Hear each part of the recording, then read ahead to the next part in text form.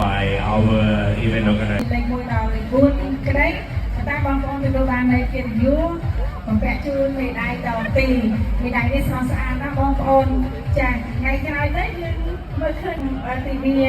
រត់នឹងដែរចាំមើលជំនាញដើម្បីសិស្ស100នាក់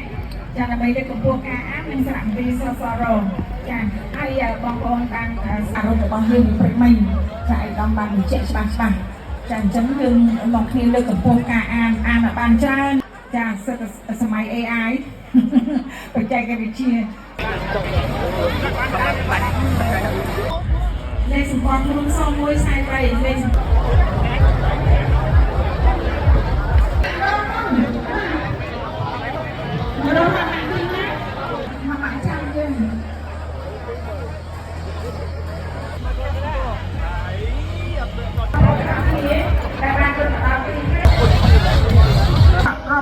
សូមអនុញ្ញាតឲ្យយើងខ្ញុំបានសម្ដែងដល់ការថ្លែងអរគុណជូនចំពោះក្រសួងអប់រំយុវជននិងកីឡា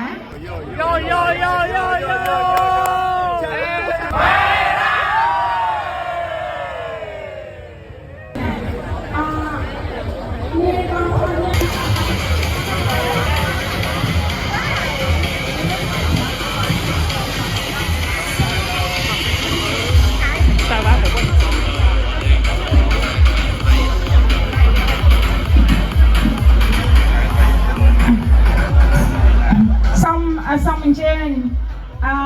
កីឡាករនីដែលមានលេខសម្គាល់ខ្លួន0143កីឡាករនី